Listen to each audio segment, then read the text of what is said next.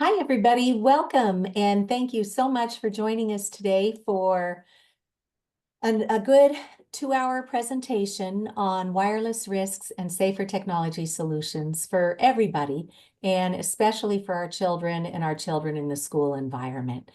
And with that, I would love to welcome our wonderful co-host tonight, Laurie Wodin from Upton, Massachusetts, who is a retired technology teacher and school librarian.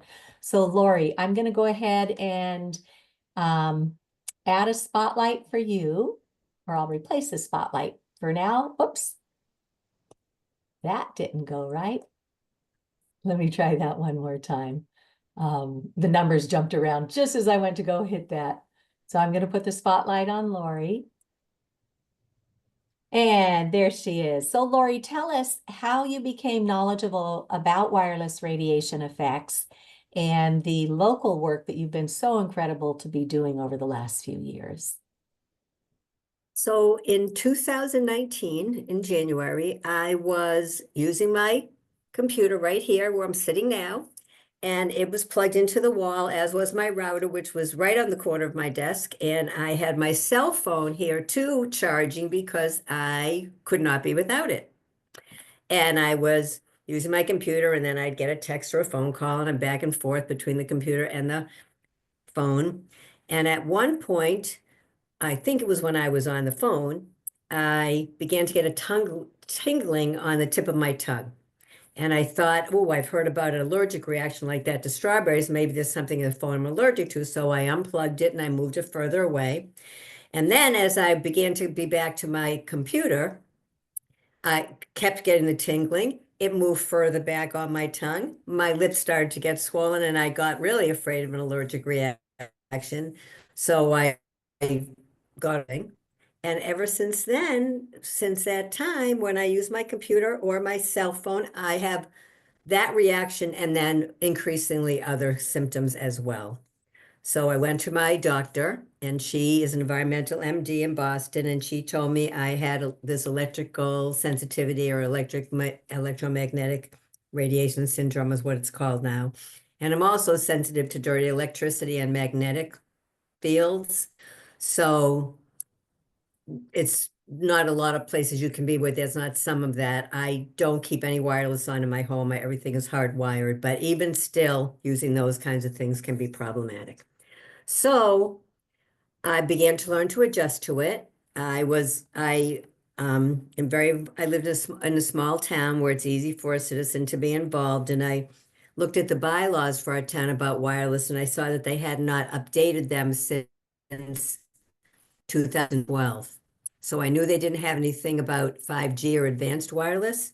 So I went to the planning board and asked them if they would update the bylaw to include small cell antennas because it only had the large antennas, the large cell towers. And they said that typically a citizen brings a bylaw change, and we work with the planning board, but it would be up to me to work on this bylaw. So I began to look around and see what other towns were doing and began to get a little bit of a group around me. We have a sustainability Facebook group in town.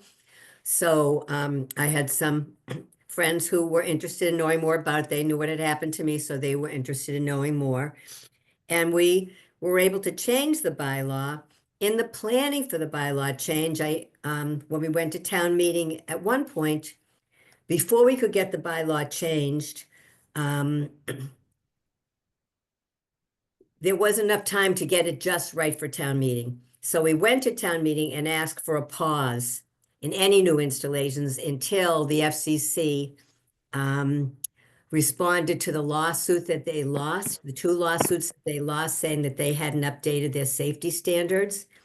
And we did not, that needed a 2/3 vote also, and we did not get 2/3 vote, but we got a commanding majority. So it showed all the people in town that there was a real concern and they needed to really pay attention to this.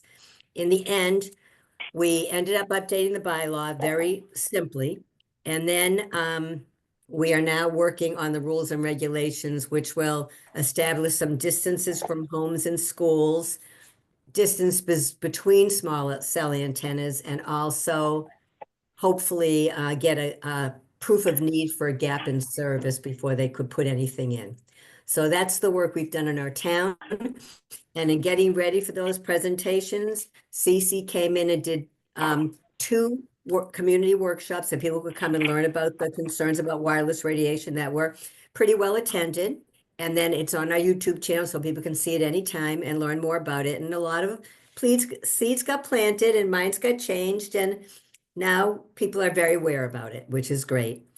And recently, I've been working with Cece and several other of you who are on this call now. We're trying to get some schools around the country hardwired. And we have a wonderful school system. They're leaders in a lot of ways. I think they should be leaders in safe technology. And so we're working towards that and hoping that we'll be able to get some of our schools wired. And I think Cece will probably tell you more about that work as part of this webinar. If you have any questions, I'm happy to answer them. Excellent, Laurie. Thank you so much. I will go ahead and do a video presentation next. We'll do slides, and at the end, we'll open it up for questions and answers. So if you have questions, feel free to drop them into the chat. Laurie will keep an eye on that. We ask that we keep the chat fairly quiet, though, during the presentation so it doesn't distract others who are trying to pay attention to what's being presented. All right. So Laurie, thank you again for everything that you've been doing in Upton. It just is such a wonderful testament to what we can do when we take the time to learn about this issue and then work peaceably in our own communities, invite people into the conversation and share what it is that we think we know and what we can do towards safe technology. So I'm going to go ahead and share my slides. Okay. Laurie, can you give me a nod if you can see my slides? I can. Yep. Okay, great. Thank you so much. So we will make these slides available to everybody who registered, and I will get those out to you tomorrow sometime. And everywhere on here that we see an underlined item, that has a link to it that will take you to the source materials, because we tell people, don't take our word on any of this. Get to know the information for yourself, do your own fact finding. And if anything that we've learned over the years makes that easier for you to investigate, then we're honored to help. So, okay, I'll tell you a little bit about how I got involved in this issue. That MTPW behind my name just means that I had the privilege of earning a master's in technical and professional writing from Northeastern University, where I also earned an undergraduate degree in communication studies. And never in a million years did I imagine this is where I would use that skill set. But I'm grateful that I am happy to be a public speaker and that I do writing, because both of those modes of communication have proven to be very, very helpful to others in this work. So I didn't know anything about wireless or that we needed to even question it until one night at book group a dozen years ago. A girlfriend of mine who's an electrical engineer tipped us off that there could be biological effects to worry about here with wireless technology. So my friend Wendy mentioned that at book group one night, and I just made a mental note of it. And then not long after that, I saw that the American Academy of Environmental Medicine, these are the doctors who get the conundrum cases, which regular doctors have not been trained to know what to do with. And so when I saw that the American Academy of Environmental Medicine had put out a position statement to school superintendents back in 2019 saying, please do not let wireless into your schools, that caught my attention. So being a tech writer, I thought, wow, is there any science behind this? And so I just went looking, and I was stunned that we don't even have to look very far to find literally thousands of peer-reviewed scientific studies all over the world showing extensive harm from what we've all become accustomed to using. So we'll walk you through the science today. But when I started raising my hand at my schools, I was like, you guys, I think we have a problem here. It was not an easy conversation to have because industry had already been pushing in their 21st century classroom, making all of our schools think that we had to have all this new technology for our kids to be successful in life. And they went so far as to go to the state level authorities at the Department of Education and start embedding all this technology into the curriculum.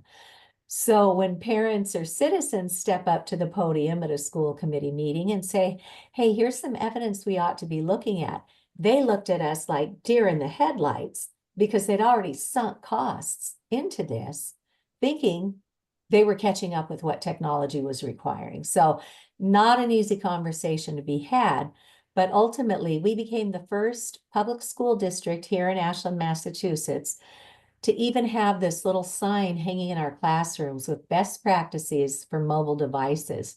Turn these devices off when we're not using them. Turn the Wi-Fi on only when you need it, and then turn it right back off again. And always place a mobile device away from your body on a different surface. So we became the first in the nation over a decade ago to do that. And then once I was convinced of the science, I started speaking to my legislators about it. And we introduced a bill back in 2015 that would form a commission, bring the right minds together at the state level, and see what we could do to start addressing this issue. And we've now had bills here for more than 10 years to address wireless radiation. And in just 7 months' time, we actually got a bill passed into law in the state of New Hampshire, with great thanks to our friend Deb Hodgson up in New Hampshire, who was a citizen who got really, really sick from this technology. And New Hampshire was the first in the nation to do an independent investigation of this, and we're going to tell you what they found in their report. Then one of the world's leading scientists on this was approached by somebody over in Europe who said, we've been studying this and we would like to ask for your permission to reference your database on this. And they were talking to Dr. Deborah Davis from the Environmental Health Trust. And she had built arguably the world's largest research repository on this at the Environmental Health Trust.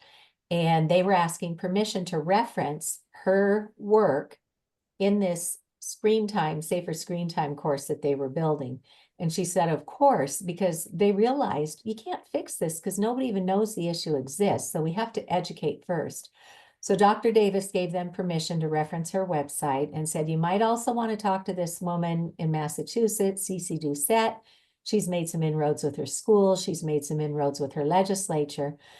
So I volunteered my time as a tech writer, and they also were referred by Dr. Davis to Dr. Mikko Ahonen in Finland, who is one of the world's leading scientists who researches these man-made energies that we use for our wireless technology. And so there was this miraculous little point in time where the couple from the UK, Brett and Lynn West, Dr. Ahonen in Finland, and me here in the United States, we had this 6-month period where we were all in between work contracts and we just hit it hard. And we came up with a little online course that can be completed to do training in about an hour online. So you could train an entire school, you could train an entire workforce or a municipality or a legislature, literally on your lunch break. And it will produce a tip sheet that you can print out at the end. And if you're doing human resources compliance training, it will also issue a certificate of completion to say you completed the course. So we have so many resources today that we didn't have a decade ago when I fell down the rabbit hole with this issue. And when I was contacted by Dr. Deborah Davis at the Environmental Health Trust, they were telling us that they were coming to the Massachusetts State House to ask for right-to-know legislation like what we had introduced here. And for the first 2 years on my journey, I didn't have anybody to talk to. So it was just incredible to go down to our State House in Boston, into a standing room only testimony room at our State House, where we had Dr. Deborah Davis, who's a Nobel Peace Prize co-laureate on climate change. We had Frank Clegg, who's the retired president of Microsoft Canada. And I'm like, wow, there's a captain of industry here. We had Dr. Sharma from the India government, and he had done some of the science that showed this is very biologically harmful. We had Dr. Catherine Steiner Adair, who wrote the book, The Big Disconnect. She's a child psychologist and she lectures all over the world. And she said today, wherever she goes, she hears the same thing from kindergarten teachers, first grade, second grade, and up the line, that these children are coming to school expecting their teachers to be edutainers.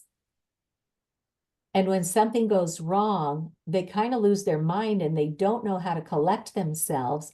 Or if one of the kids falls down and injures themselves on the playground, they don't know how to go over there and help them up and get them over to the nurse's office and stuff. So there's a big disconnect going on. She said that in the areas of the brain where perhaps math and science are developing, things were still going on point.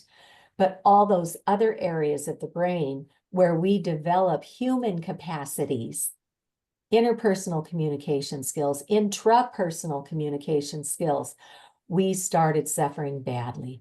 She said children need to be outside with unstructured time, unstructured play. They need to be going out and playing underneath the rhododendron, going into imaginative play, going into deeper and deeper levels of imagination, being in touch with their environment and so on. That's what is going to properly develop a child, not sitting in the shallows of a screen. And we'll talk more about that today too. So it was amazing for me to be at the State House and have these world leaders up here in Massachusetts telling us we need right to know legislation. And from there, I was able to connect with a lot of other citizens around the Commonwealth of Massachusetts because I didn't have any other real people to talk to about this for the first 2 years. So then we got together and we founded Massachusetts for Safe Technology. And then I invite people to go out to our website there. It's not, dark and scary. We use a lot of white space, a lot of, calming colors so that you can comb through. What does the Massachusetts Medical Society say? What are the bills that we've got in Massachusetts? What are other towns doing? You can look on our news page and find out what events are coming up or what recordings are there for us to watch. Lots and lots of information along with our resource page that has all of the science so that you can drill down. So feel free to peruse our website. And then somebody down at the National Institutes of Health found my work and asked me to co-chair the technology panel for the Health in Buildings Roundtable Conference. I was so honored to do that. And I was able to build out a panel. We had Frank Clegg from Microsoft Canada, whose message basically is that industry can absolutely do better if given a nudge. We had Theodora Scarato, who was the executive director of Dr. Davis's Environmental Health Trust. We had Dr. Martin Pall, P-A-L-L, Martin Pall, who's one of the world's leading scientists on this. And he talked to us about the science and the mechanisms of harm. And we also had Peter Sullivan. Now, I found Peter's work through a lecture that he gave online to the autism community. And Peter was a fighter pilot in his younger days, kind of like Top Gun. So he's up there with the Earth's really high natural electromagnetic fields inside of a plane that's equipped with radar. And this man-made radiation came from our military as radar back in the beginning during World War II. And then he's inside the cockpit with all the instrumentation panel as well that has wireless signaling to be able to communicate back to the base station at home on the ground.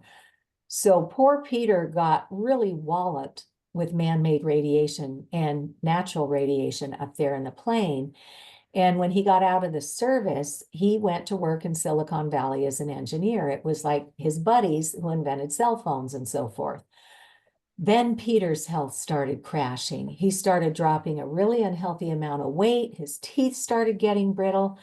And then as he developed his family, both of his sons, when they came up through the preschool years, were diagnosed on the autism spectrum. So Peter did what a lot of parents and families will do. They will get away from the chemically grown foods and go to a clean organic diet. He went so far as to do the heavy metal detox from him and his own and his children's bodies to pull those toxins out of the brain and other organs that had been lodged in there. And today he will tell parents as a first line of defense, do the digital detox for at least 12 hours a night, create a sleep sanctuary, and turn off all the radiation you have control over in your home. And now he will tell you that his two sons are grown men. They both successfully went through college and are contributing members of society, and neither one of his sons are on the autism spectrum any longer. And I went, wow, I didn't even know that was an option. But apparently there's something called de novo mutations, which means it didn't come from mom's bloodline. It didn't come from dad's bloodline. It came from somewhere in the environment. So you start cleaning up the environment of these invisible exposures. And we never want to overpromise because every single person is biologically different. But when we do this digital detox, we often see what some would call miracles, but it's really just respecting the human biome and giving it what it needs and removing what it doesn't need. So I like to share this link for the National Institutes of Health program that we did because all of our talks were limited to 8 or 10 minutes. So they're very short, highly credible. So know your audience. If you want to have a conversation with somebody about this topic, know your audience. Maybe this will be a good resource to share. Now, one of the biggest gaps we had when I fell down the rabbit hole, back in 2012, 2013, is we were starting to look around us and going, wow, it looks like a lot of people are suffering from these man-made radio frequency radiation emissions. But we had no way to train our healthcare providers, our first responders, our school nurses and doctors and psychologists and therapists. So we are so very grateful now that we have this medical conference. It was called the EMF, or electromagnetic fields. These are these spiked pulsations of microwave radio frequency radiation that create these electromagnetic fields that jackhammer us with man-made radiation until we know how to fix that. So there were 24.5 continuing medical education credits and nursing credits available up until sometime in 2023. Once the crediting period expired, Libby Kelly, who was the executive director of this conference, took all the videos from the conference and put them online so that you, as a citizen or your healthcare team, you can start slotting these into your calendar and learn from world-leading neurosurgeons, cardiac surgeons, lifestyle, obesity, all sorts of world-leading scientists and doctors will teach you in very digestible chunks what this issue really is.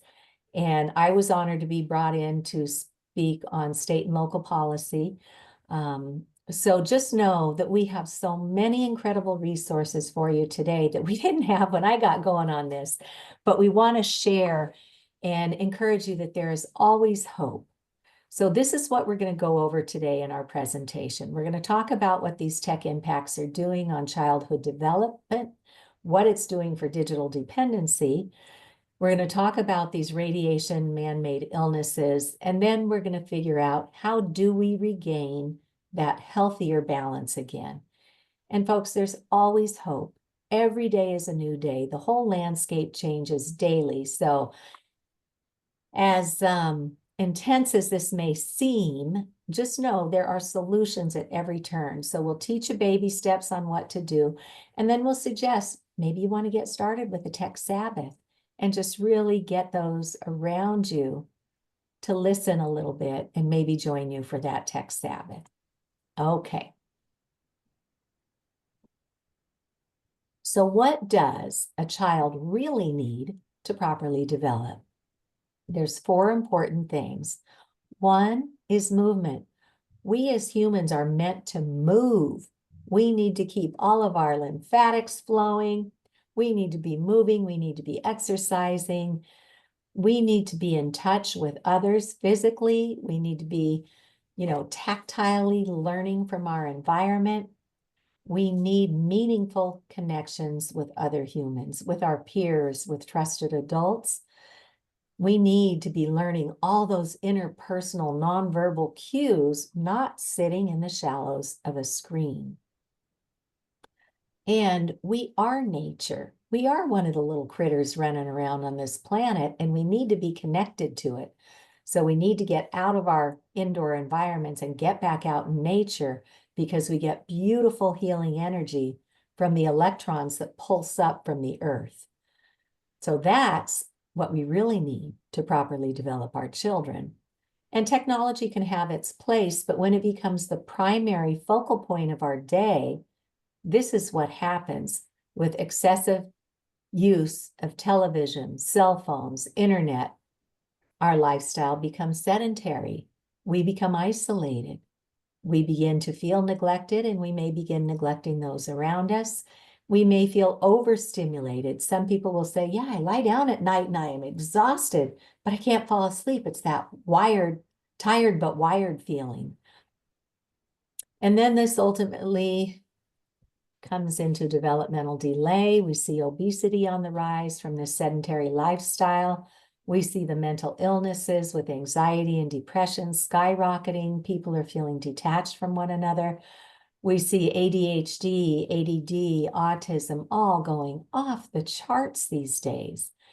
And then physiologically, diabetes is on the rise, stroke, heart attack, addiction, violence, perversion sexually, over-medication, impulsiveness, illiteracy are all on the rise. And we can't sustain this. We are dying earlier than we ever have in recent years. People are developing very poor relationship skills, and this can lead to serious impacts in the job market. And this is simply not sustainable. So what do we need to do to flip this? We need to come back to a base of movement, touch, connection, and nature, so that we can properly develop our parasympathetic nervous system. We can learn to have proper attachments with our environment through tactile touch. Our vestibular and proprioceptive systems will properly develop that way. It will lead us to becoming strong, coordinated human beings. We will feel secure and be regulated. We can be calm and focused. I tell you, if you try to separate a child from their tablet or their parent's cell phone or their cell phone and they lose their mind, you can bet we've got a pretty serious problem going on here. So we want to build a base that creates optimal development where children can be focused, they can attend school. We've got a lot of kids who never made it back properly from the pandemic when we issued every child a wireless tablet to access their education with no safety instruction. We want to create a good learning environment, and this makes for a sustainable childhood. And I want to give a shout out to our colleague up in Canada, Chris Rowan, for those slides. So many of you recognize that digital dependency is on the rise. What we know scientifically is that the algorithms that industries are producing on the applications themselves are designed to stimulate or overstimulate the pleasure centers of the brain to keep you hooked on that application. We also know that microwaves, which are transmitted with a wireless signal, are also hitting the same receptors in the brain as drugs, alcohol, tobacco, pornography. And we need to know it, and we need to do better. When we know better, we can do better. Poor academic performance, it's doing a number on the way the children's brains are developing. With communication skills, when my youngest daughter was in high school, she worked down at a conference center that had an oceanfront a waterfront property, and then she would also lifeguard there and help with the banquets. And I was out one night with the woman who runs that facility, and she goes, Cece, I just want to tell you how much I love working with your daughter. She looks you in the eye and she carries on a conversation with you. And I went, Kim, is that unusual? She goes, you have no idea how many kids today cannot interact socially because they have spent so much time in front of a screen. So Their motor skills, swiping and on a screen, that is not developing the hand-to-eye coordination and all the other development that comes along with, actively engaging with your environment. And then the obesity. We should not allow this sedentary lifestyle. And who knew? We now have an epidemic of myopia. Our eyes, as humans on this planet, are meant to be scanning the horizon regularly for predators. And now we're sitting here in the shallows of the screen, which is literally changing the shape of our eyeballs. Instead of being round, they're getting long, which is creating this epidemic of myopia in adults and in children. So many reasons to learn about this and reassess how do we want to use technology today. I want to give a shout out to Dr. Jonathan Haidt out of New York University. He's a social psychologist. And last year, he published this book called The Anxious Generation, How the Great Rewiring of Childhood is Causing an Epidemic of Mental Illness. He basically says back in like 2012, when we started handing kids smartphones, we robbed them of their childhood. So social deprivation, spiritual degradation, sleep deprivation, attention fragmentation, and addiction dependence. And then he goes on to say, what he recommends is one, never ever give a kid a smartphone before high school. Even then it's risky. No social media before 16 years old. They just can't handle it. Their brain is not mature enough in those executive function areas where they learn how to make smart and reasoned decisions. They just don't have it that young. And so one of the things that has happened is that his book has really spurred community conversations with towns, with families, with schools, and they are feeling empowered now to do bell to bell, no cell phone, no personal device policies at our schools. So all of us could be speaking to our schools about this to say, hey, his book is chock full of research studies showing we should not allow any personal devices in our schools. And, we've all heard about the helicopter parents. We've heard about the tiger moms. We've heard about, maybe it's just in the Northeast, but the snowplow parents, where parents just push all the problems out of the way and create a path for their kid to go down. These kids need to learn the lessons for themselves. They need to develop the confidence. They need to develop the resiliency. They need to learn how to do conflict resolution. So children need more unsupervised play and independence in their childhood to grow into strong, confident adults. So it's a great book if you haven't read that one yet. And then again, for everything we've broken, folks, there are solutions at the ready today.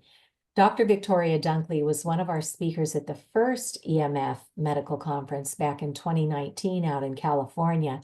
And I had a booth there. I was also an invited speaker to that one to talk about state and local policy. But this is actually a photograph of my book of Dr. Dunkley's Reset Your Child's Brain. And you can see all these little yellow stickies I had on there. And she walked up to my booth and she started smiling when she picked up the book because there was so much in there I wanted to share with other people. So I had put little tags in and she thought that was pretty funny. So she has this 4-week plan to end meltdowns, to raise grades, to boost social skills by reversing what she has coined electronic screen time. And whoops, let me go back. And what she does is she says, okay, in week 1, we need parents to really get informed about this and start looking at all the places where your child, and perhaps you as a role model, when and where you're accessing screens, and then come up with a plan that will get children re-engaged in other facets of life. So the first week is about planning, letting everybody around your child know that we're going to be doing this digital detox. And please don't let my child have access to screens so he doesn't run up the street and get the fix with the kid next door. And then for 3 weeks, there's no screens or very limited screens. And the most amazing thing is that it's terrifying to think of doing this, but at the end of that 4 weeks, people get their wonderful children back. The family dynamics are greatly improved.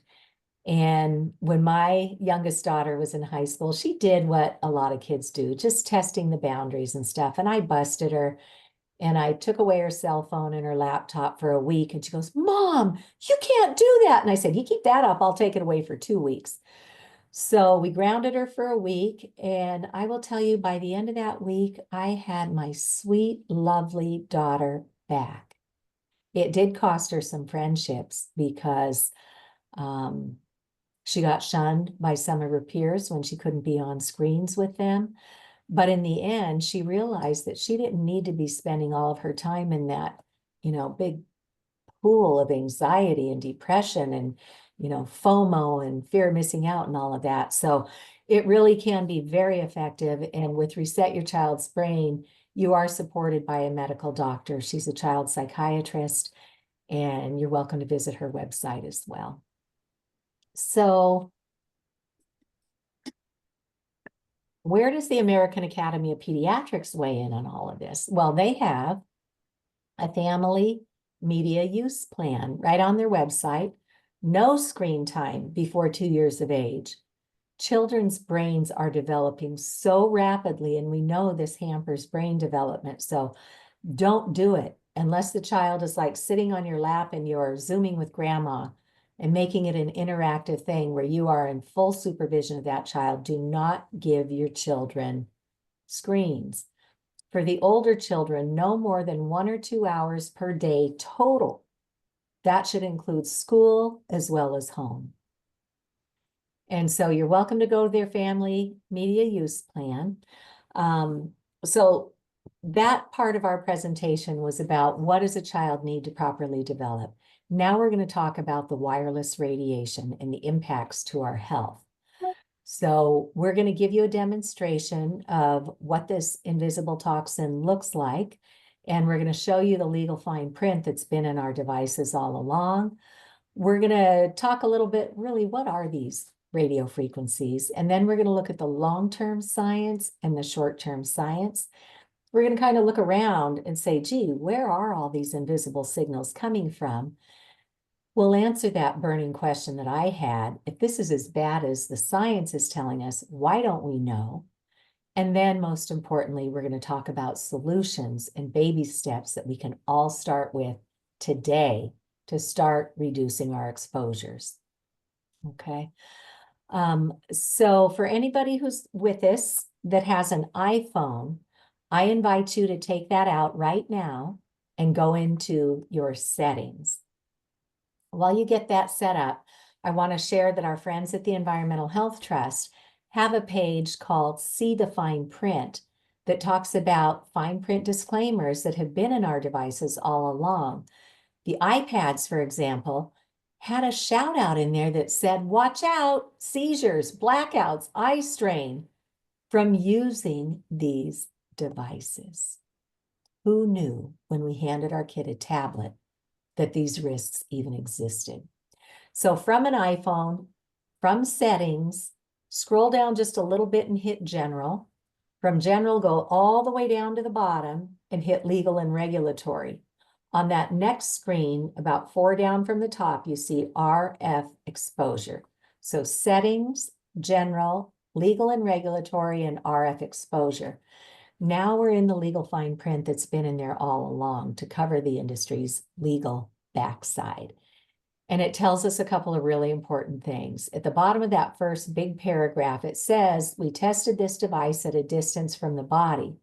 So if you're tucking it in your bra, if you're putting it in your shirt pocket, if you're putting it in your waistband or your back pocket, or you're holding it, the way that they give it to us with multiple antennas radiating at once, you are exceeding the Federal Communication Commission's public radiation exposure guidelines. Those were set decades ago, back in the 1990s, based only on how much heat would it take to raise the temperature of the skin, or actually of the gel inside of a mannequin's head. And this mannequin was built to represent a man in 90th percentile military fitness, 220 pounds, 6'3", mannequin head that had gel in it. And they stuck a probe in the gel and said, gee, how long will it take to raise the temperature of that skin, assuming that there are only effects related to heat? Well, now the science, as we see, are very clear. You don't have to have heat to have harm. So if you're holding that thing with multiple antennas radiating, cellular and data is a separate antenna. Wi-Fi is a separate antenna. Bluetooth, locator, hotspot, 5G, all of these are mounted in separate places inside your devices, and each separate antenna is over there going, hello, here I am. I want to connect. Hello, I want to stay connected. Hello, pulsating that microwave radiation to make that connection. So our message today is not no technology, but if you're not using all those antennas, why would you radiate yourself with them? So we're going to teach you some steps on what to do. So I'm going to take a pause in the screen share right now to give you a couple of demonstrations. So in the scientific literature, they want us to be exposed to no more than 10 microwatts per square meter of man-made radiation. So basically in like 3 feet of air, how much radiation? I'm going to show you the radio frequency radiation detection meter that was recommended at that EMF medical conference. It's called the Safe and Sound Pro 2 broadband radio frequency radiation meter. And when I turn it on, there's going to be a readout of 3 numbers. It's the maximum number we want because that's that maximum spike of radiation that is hitting our biological cells. And that's what's potentially very harmful. So I've worked really hard in my home after I figured all this out. And one by one, I went around to everything that was radiating in my home. And I looked at YouTube videos and I talked to experts and I figured out, how do I protect myself and my family? So I've done the legwork. And as this boots up, we see it pops down into the green. I am at 2 microwatts per square meter. That's about as good as I can get. I'm at 2. They want us to be under 10 in our sleeping areas and certainly no more than 100 indoors. So we want to be at 10 or less in my home. And I'm going to take my cell phone out of airplane mode. And those antennas are all going to come back online. And you see that my meter has flown into the flashing red, which is really bad. And oof, hang on, I'm going to go back into airplane mode. And as I do, we'll see it dissipates and then it goes back down into the green. So we were at 2 microwatts per square meter. And then just turning on my phone, we went to 1,450,000 microwatts. Over 1 million, and we want to be at 10 or less. And this is what us and our children and our pets and our pollinators are being exposed to every single day until we learn and decide we're not going to take this. We need safe technology, and we know how to get there. So one of the properties of this man-made radiation is it amplifies around metal. So if you were to take a regular corded headset and plug it into your radiating device and run that right up to your brain, that radiation's like, woohoo, party on, man, we're going right up to the brain. So for everything we've broken, we have a solution. One is you really want to rethink those earbuds because you're putting a microwave transmitter on both sides of your brain doing this, and then it's also sending radiation back and forth to wherever you've put that device. So if you must use something with an antenna radiating, turn off all the other antennas in your settings, and then get something called a hollow tube or an air tube headset. And at the end of our slides, we'll have a resources page that'll help you find some of this stuff. But notice this just has rubber tubing, right? You hang it over your ears, you get good acoustics, kind of like a doctor's stethoscope. These little ferrite beads break the radiation signal coming up the wire, and these headsets have a really nice long cord, so you can at least create some distance from that radiating device. Don't tuck it on your body. Create maximum distance and only turn on the one antenna that you need for the shortest amount of time you can get away with. And then redevelop habits to do most of your technology from home on a computer that's using Ethernet cables and adapters with the antennas turned off. So, you know, as intimidating as it sounds, because we've all been sold on the convenience of this, this is it.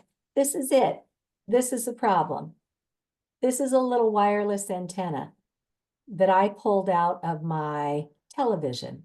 I got a TV that I could not get into the settings and disable the wireless antenna. It had an Ethernet port in the back, so I could hardwire my TV, but I had no way to turn off this antenna. So I picked up my big TV, I put it in my car, I drove it down to the local tech guy and said, hey, can I pay you to open up my TV and take out the wireless antenna?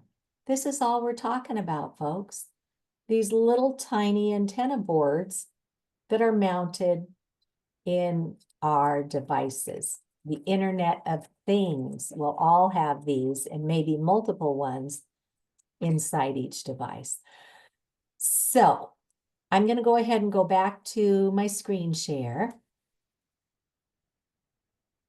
and give you some ideas for what you can do. So in my community, and I know Laurie, who's our co-host tonight, she has done the same thing in her community, is I went out to my local library, or well, first I went to my town and I said, hey, there are devices out there that would allow us to measure this invisible toxin. And I submitted a grant application to get one of these meters for our schools and one for the public library so everyone could share it. Well, they didn't know what the heck I was talking about, so they denied my application. Second time I went back and they said, gee, this is probably more of a Board of Health issue, and they denied my application. And I went and talked to the health director in our town, and he was around back in the 90s when industry was seducing our towns, literally taking them out to fancy hotels for big dinners to get them all lathered up and excited about having cell towers in their towns. And when somebody raised their hand and said, yeah, but what about the health effects of having a cell tower so near? They just went, oh, so sorry. The 1996 Telecommunications Act says you can't sue us for environmental harms. And they interpreted that to include human health as well as environmental health. So the industry has led our towns to believe that there's nothing you can do, your hands are tied, which is simply not true. You may have one finger tied, but there are many things that our towns can put into their zoning code that will make it difficult for industry to just roll in and put these toxic cell towers in areas where they have no business being. And again, a shout out to our co-host Laurie tonight, because she has been working with the town of Upton to improve their zoning bylaws to offer protections to our neighborhoods and to our schools. So thank you, Laurie, for that. So it wasn't easy, took me 3 tries. I had to get in there and educate each one of the members of our select board, which is like a city council, and teach them what this was. And then I resubmitted my application for a 3rd time. And they gave me $400 to buy a meter to put on loan conditionally in our public library. And the condition was that I had to go present to the library trustees and get their approval. And there were 5 of them. And when I got there and started presenting the facts, there was one gentleman there with his arms folded, and you could tell he just had a hogwash written across his forehead. He didn't think there was anything to this, no science, no nothing. And I could talk till I was blue in the face, but he had a fixed mindset. Another one of the library trustees said, well, heck, I want to get this device and take it home and see what I'm exposed to. And then a 3rd one said, you know, folks, regardless of how we feel personally, as the library, we are a conduit of information in our community, so let's take a vote. And they voted 4-1 to put that meter on loan in the Ashland Public Library back in 2016. Then along came the pandemic, And nowadays, a lot of people don't go to the library anymore for books. So libraries are reinventing. Many of them are developing a library of things collection. And so today it's an easy ask to go to your library and say, hey, look, you may already have an air quality meter. You may already have a kilowatt meter on loan. Let's get a radio frequency radiation detection meter, and let's get a good one. They're about $400. Because if you get a not so good one, they're going to miss a lot of the signals. So you want to get at least something that's around this $400 price point. So a lot of libraries around the country saw what we were doing here, and now citizens are getting them placed in their libraries. If you approach your library and they say, gee, gosh, we can't really afford $400 this year, but maybe they can do a partial. So reach out to the Environmental Health Trust. They have a grant fund. If a librarian, not you, but a librarian contacts them, they can work out a deal to help them get that into their circulation. So again, solutions for everything, but it takes citizens doing the legwork because there is no cavalry coming. Okay, so let's see if we can put this into perspective. What is wireless radiation and why should I care? What happened when we stopped using a corded phone and went to all this wireless technology? Well, if we look at it in terms of numbers, and we talk about these electromagnetic fields, the Earth has its own electromagnetic pulsation. Every 7.83 seconds, we get a pulse of electrons if we're connected to the Earth. And that goes into our body and helps to regulate all these electrical signalings, all these signals that whisper to each other all throughout the night and day to keep us running in top form. That's called Schumann's resonance. He's the one who figured out that the Earth pulses at 7.83 times per second, or the scientific measurement is called a hertz. So the Earth's cruising along just under 8 times a second. When we got so fancy with digital technology, we figured out how to pulse man-made radiation 1 million times per second in the megahertz range. And in the gigahertz range, we figured out how to cram 1 billion spikes of jackhammered microwave radiation at us 1 billion times a second. And that's what our technology is running on right now. So as Dr. Martin Blank, who was a leading scientist out of Columbia University, says, we have gotten overpowered. We are physiologically being overpowered by man-made radiation. And this is an excellent book for anybody who wants to sit down and read up on this. So we have created all this man-made stuff. First, we were in these longer wavelengths with 1G, 2G, 3G, 4G. The G just meant generation, like every 10 years, we got a new generation of technology.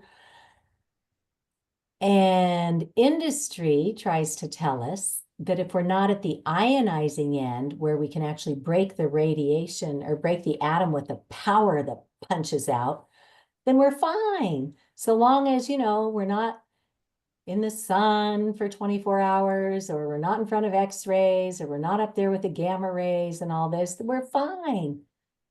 But they're ignoring thousands of studies showing you don't have to have ionizing radiation to have harm.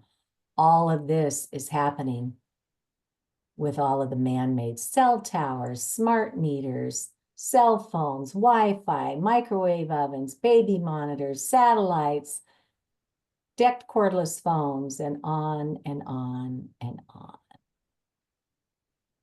Okay, so what does the science tell us? We're first going to look at the long-term effects. And for years, the industry got away with spinning it that, oh, there's no mechanism of harm identified in the scientific literature. Let's just keep doing what we're doing. Well, now we know many different mechanisms of harm, cancer being one of them, and DNA damage. The U.S. National Toxicology Program, which has long been regarded as the gold standard in the world for doing toxics research, this is the largest study they've ever done on any toxin. $30 million over the course of 2 decades. And at the end of the day, they brought in world-leading scientists and doctors whose life's work is investigating these man-made radiation effects. They determined clear evidence of cancerous tumors. Now, clear evidence is the highest of 5 categories that they could assign. Industry gets a hold of these good studies. That's just one study. You need to have more. Well, right on the heels of our cell phone study in the US, the Ramazzini Institute in Italy completed another multi-million-dollar study on cell tower base stations. And so they found clear evidence of cancerous tumors and DNA damage. So we don't need more science. We need public policy to protect us. And until that happens, we need to protect ourselves. So DNA damage, that's the roadmap to grow a proper anything from a child, a fetus, to a plant, to a pollinator, or any kind of biome on our planet. It was actually the infertility studies when I started reading the science that got me on my feet. I read that they have taken male human sperm and exposed it to a laptop with the antennas radiating, and it changed the DNA, which is that roadmap to grow a proper anything. It slowed the motility of the sperm, and it caused programmed cell death or apoptosis. It was causing the sperm to die off in just 4 hours of exposure. And I went, you've got to be kidding me. We had just sent our oldest daughter up to college with her MacBook, which of course she was using right on top of her reproductive organs. Our youngest had just gone into high school, and we thought we'd give her a leg up. So for Christmas, we gave her a laptop, which she was using right on top of her reproductive organs. And since I was reading that study, or that series of studies, they've been repeated. Kaiser Permanente has come out with another really strong, unrefuted study on women's reproduction, showing higher miscarriage rates for women who are using wireless signals around the fetus. And then there's neurotoxicity. Even before the pandemic, we were at epidemic levels of anxiety and depression. So we can't wait for someone to fix this. We need to learn about it and take charge.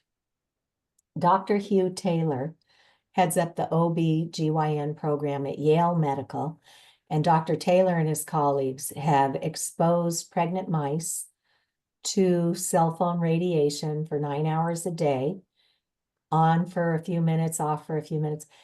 And the bottom line was, when those pregnant mice gave birth to their pups and the pups started growing up, they started emitting or exhibiting behaviors that looked a lot like a child with ADD or ADHD. No focus, not a care in the world, bouncing off the walls of the cage. And then Dr. Martha Herbert founded the Autism Lab at Massachusetts General Hospital. She was a Harvard pediatric neurologist. She's now in retirement, but still very active in working on this issue. And she saw huge connections between what is happening in the autism community and what we know happens when we continue to expose the brain to these environmental toxins, including wireless radiation. Dr. Martin Pall has culled the research on Alzheimer's and done review papers that show that, autism used to come along maybe in our 90s or our 80s, and then it started happening in the 70s, 60s, 50s, 40s, 30s, even in some cases in our 20s, people are getting diagnosed with autism. So we cannot continue to pulsate microwaves at the brain and expect that everything's going to be fine. And with that, we know one of the mechanisms of harm is that Dr. Pal Patcher and colleagues did studies to show that when we pulsate the brain with microwaves, it's causing harm to something called the blood-brain barrier. It's this beautiful membrane that covers our brain to keep toxins from getting in there. As we're doing regular cell cleanup and repair, the toxins go out through the bloodstream. Well, now this radiation is opening up that blood-brain barrier. So toxins are taking a left turn and going in to where they've never been before. So when you look at it through that scientific lens, it's no surprise that we have all these neurotoxic conditions, including PANS and PANDAS, and it just goes on and on. And so one of the problems that we have is a lot of mainstream outlets do not or cannot report on this. So we're very grateful when well-known groups such as the Environmental Working Group get funding to begin reporting out on this. And so I knew about the Environmental Working Group as a mom because every year they come up with their pesticide list, their clean 15 and their dirty dozen, what you should try to buy organically, what you can probably do okay with conventionally grown because you're not eating the part of the plant that's getting sprayed with these pesticides and herbicides. So I already had some trust in them. And then I was thrilled to know that they have a PhD on staff that does the work on man-made radiation. And they've got these great fact sheets. So again, know your audience. If you think they would believe the Environmental Working Group, go grab these fact sheets. This one is the effects of radio frequency radiation on the nervous system. This one is protecting kids from wireless radiation in schools and at home. And they're all well resourced with the science. And folks, children are not just little adults. Their very systems are still under development and are heavily influenced by the environment. Their skulls are thinner. Their brains have a higher water content. And with great thanks to Dr. Om Gandhi and his colleagues, they've done the modeling of these head models are turned sideways with the little yellow dot being the ear. When you put a cell phone up to our fully formed adult brain and skull, it's pulsating about a third of our brain with microwaves. On a 10-year-old child, that's permeating their brain about 3/4 of the way through. And on a 5-year-old child, that is radiating almost their entire brain. So we've got to step up. There is no cavalry coming, but we have all the information we need to make informed decisions today. So those are some of the long-term effects, the cancers, the infertility, the neurotoxicity. Now let's look and see what's happening in the short term. And it's wonderful to know that the Americans with Disabilities Act has long since recognized these electromagnetic sensitivities, and they have recommendations for accommodations on this, just like they have for multiple chemical sensitivities, and sometimes they go hand in hand. When we've been injured by something in the environment, it leaves us down a court with our immune system, so we become susceptible to other things in the environment. So just know that even the ADA has long since recognized this, even if we're just hearing about it for the first time. So the good news is that after coming to a session like this, people will come back and say, wow, I never would have known. I am so dependent on my devices, but I recognize a bunch of these symptoms and I took your advice. I started creating a sleep sanctuary at night. And oh my gosh, I slept through the night for the first time in ages. Or these other symptoms start going way down. So now scientifically, we know what can be causing a lot of this. With insomnia, you and I are beings of light, meaning that we operate off of the circadian rhythm, which operates off of the cycle 24 hours of light and dark. In the wee hours of darkness, our pineal gland in the brain is meant to release melatonin. Melatonin has a couple of important jobs. One, it goes in and it helps to regulate your sleep cycle. Two, it helps to escort the toxins of the day out of the body through the bloodstream and eliminate. Well, what happens when we leave this man-made invisible light form pulsating all night? The brain's over there going, do, when's it going to get dark so I can release the melatonin? Because it sees it as the lights are on. We remove these invisible man-made exposures, and people start oftentimes sleeping through the night again. Stabbing, searing headaches, migraines, nosebleeds, even ear bleeds, chronic fatigue, pain from unidentified sources. There's another mechanism of harm that we know about. It's something called rouleau formation. And in my little brain, rouleau sounds an awful lot like those candies, Rolos, you know, the stacked caramel chocolates. And actually, you can think about it kind of like that. Our red blood cells are meant to be these nicely formed little circles and ovals going around, bringing oxygen to all of our systems and organs. Dr. Magda Havas is one of the scientists, a professor emeritus out at Trent University, who's taught electromagnetic radiation for 25 years. She took blood samples under a microscope and looked to see that, yeah, normally those red blood cells would look nice and smooth, free-floating. After 10 minutes of being exposed to man-made radiation, they started looking like bottle caps. And then, because it's an electromagnetic field, they started glomming together.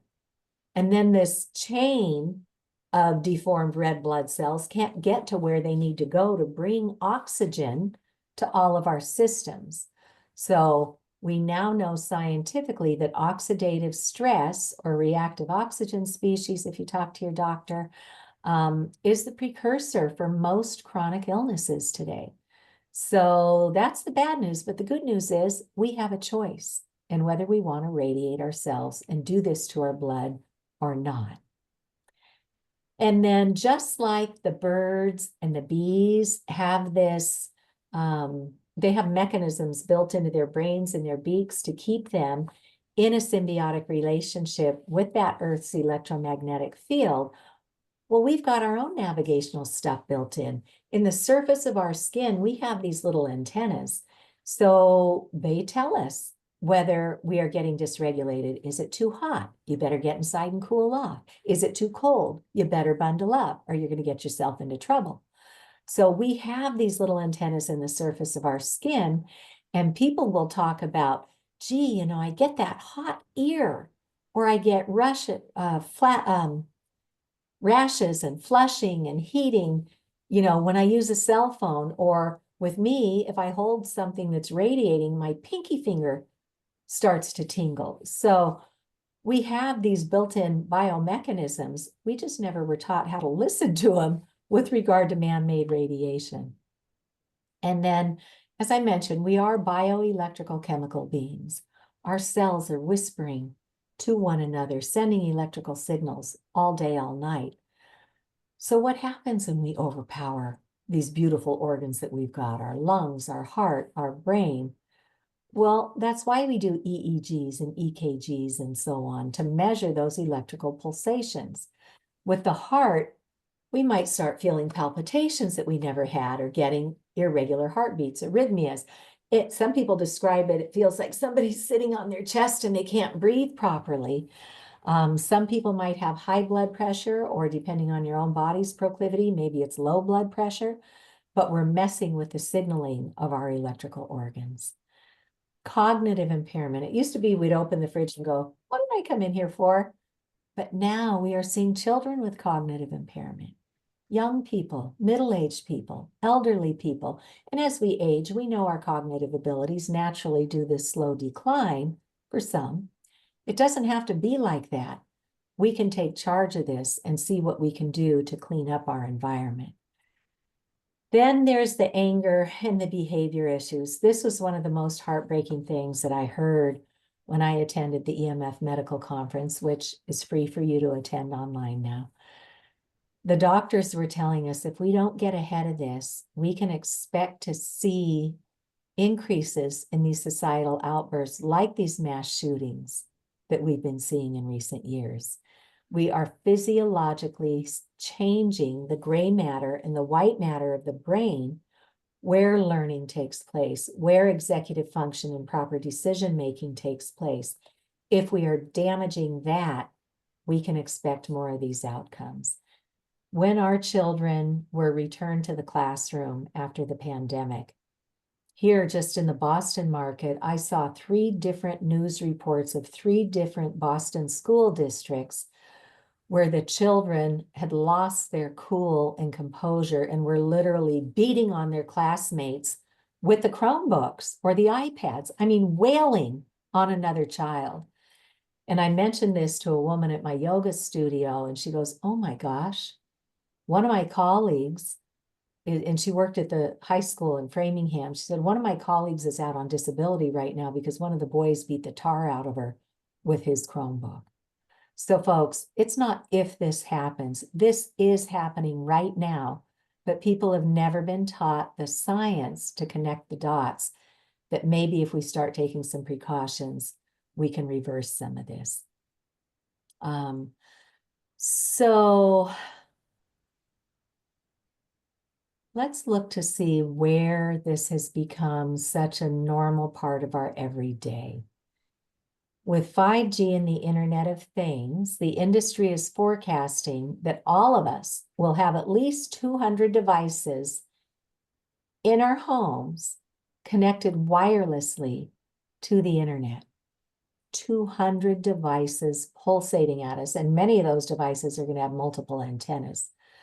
All of our smartphones, all of the Bluetooth technologies, Wi-Fi, 3G, 4G, 5G, the routers, cordless phones and wireless headsets, tablets, laptops, printers, mice, keyboards, all of these gaming devices. Ask any gamer. They'll tell you they get a far better, faster, more reliable signal with a wire than anything that a buckshot wireless signal can give us. Virtual reality, please folks, do not put a cell phone up to anybody's brain, let alone a child. Baby monitors, putting basically a cell tower right there next to the crib where your sweet little precious is. It's crazy. Smart hearing aids, again, putting that wireless transmitter right up to the brain and all of the wearables. So again, a lot of these things we can mitigate. Let's just look at them one by one. Like you can keep your wearable, use the watch, let it track your steps or whatever, but keep it in airplane mode. Take it off your body when you want to sync it up to your device, and then put it back in full airplane mode before you put it back on your body. Anything that's on our devices, our music, our games, our books, anything you've downloaded is there to enjoy in airplane mode. Turn off the Wi-Fi, turn off the Bluetooth, turn off the locator, turn off the 5G antennas, turn it all off and you can still use whatever's there. But again, bad idea to spend significant times in front of a small screen because it's hard on the eyes. So this is kind of what we've immersed ourselves in. And those are our personal devices. But what's going on at the community level is something that we all need to start thinking about. Secure your own stuff and then start thinking about what are we exposing ourselves to elsewhere. All of our schools have been talked into going wireless to excess. I've got a little cable show called Tech Safe, and I interviewed a technologist from Ireland who was on the cutting edge of wireless. And he said, you can power a whole school with just a couple of these wireless access points, but it's always more profitable for industry to sell more. So they have convinced our schools that we need to have one in every classroom and every hallway, and it is making our schools very, very toxic. The good news, on the flip side of this, if you looked at the back side, you would find 2 Ethernet ports. All you got to do is run an Ethernet cable from the ceiling down to task level, get a little adapter to plug in your devices, and then turn off the antennas. You'll get a screaming fast signal, far more reliable. Your data is not being buckshot out there for anybody to capture on the children. And it's a lot greener. Wireless systems consume 10 times more energy than a hardwired system. Back in 2012, there was a Greenpeace analyst who crunched the numbers and he said, whoa, if the cloud were a country, it would be the 5th largest consumer of energy in the world. And that was in 2012. And look at how much more they've talked us into adopting in the last decade. So those wireless access points at work, in our schools, in our hospitals really need a rethinking. And then we started with the macro or the big cell antennas that used to be out in industrial parks, 300 feet up in the air, far away from everybody. And then they started encroaching closer and closer and closer. And hey, if you can paint it the color of the building, Let's just slap it up on the side of the building or put it up on the rooftop, maybe hide it behind a facade. We're literally putting cell towers right on top of people. And then we added 5G or fifth generation small cells. So the 3G and the 4G waves are long enough that they can penetrate inside of a building through walls, floors, ceilings to get to your device. All that's left to monetize are these dinky little millimeter waves, and that's what 5G is using. They can't fly by themselves because they're so small that they get disrupted by anything in the path, like trees. We see them coming in sometimes in the cover of darkness at night and just lopping off the trees at a time in our history where we want to grow the tree canopies to cool our cities to counter climate change. So it's crazy on so many levels. But these little tiny millimeter waves get disrupted by trees or rain or snowfall. So what's the industry solution? Well, let's just put a cell tower every 2 to 12 houses inside our neighborhood at the curb in our public access way, so their signals can reach your devices. That sounds a little crazy from where I sit, but that's what 5G is. And sometimes they look like these little thimble things up on top of poles. Sometimes they're mounted on wires. You really need to be able to measure to know what that is, or contact your town and say, hey, where are we with 5G applications? And then there's these utility smart meters. So I'm the youngest of 10 kids. And when I was little, we were outside all the time and we loved to play hide and seek. So with 10 kids, I could be sitting there hiding in the bushes for quite some time. And I remember sitting there just keeping myself busy watching the little dials going around on the utility meters for electric, gas, water, today propane, solar. And it turns out that those were good old-fashioned, simple mechanical meters that measured our consumption of those public utilities, and then we got our bill. Well, when we got into the digital age and innovation, industry rolled into town and told our towns, hey, you guys could save some money. You won't have to pay the personnel to walk into the neighborhoods and get those readings every month. We can do it wirelessly. So they started putting digital meters on our homes. And I called up my public works office and said, hey, what do we have? And we have the kind where one of their employees in a town truck will drive by with their scanner, point it at my house, get my reading, and then I will get my bill. There's another one for our water or our gas. And I talked to the Eversource guy one time when our heating tank broke. And he said that, yeah, for that, I think it's the gas meter. They radio in when they're entering a neighborhood, all the meters get turned on, they drive by, they collect all their data, and then as they leave the neighborhood, all those antennas get turned back off. That's sort of a reasonable solution. But right now with the electric and the solar meters and the water meters and some of the gas, they're pulsating at us 24/7. And I was preparing to testify before the Massachusetts Department of Public Utilities. So I took my meter and I went and sat on my living room floor where we've got a solar meter, and which is an electric meter, and then our regular house electric meter mounted on the outside of my home, right outside my dining room wall. And I sat there and I counted how many times did that spike the radiation into my home. And at the end of it, when I did the math for a 24-hour cycle, it was like 17,000 times a day, my home was getting pulsated with man-made microwave radiation. The industry will say, oh, it's just a couple seconds a day, maybe in aggregate, but all day long. If you've got a child or a pregnant woman or an elderly person or anybody with any kind of a health condition in the vicinity of that meter, that can take you down. It can also, remember we talked about one of the properties is this amplifies around metal. If you've got these pulsations coming into your home, it can hop on the wires or the pipes of your home and travel on that, turning your entire home into one giant microwave radiation antenna, if that's not all properly grounded to discharge those frequencies. So lots of reasons why. A lot of people are concerned about privacy and data. These smart meters are not smart. It's a really bad idea. In Chattanooga, Tennessee, they simply hardwired into the home so that you don't have to have a wireless pulsation going on.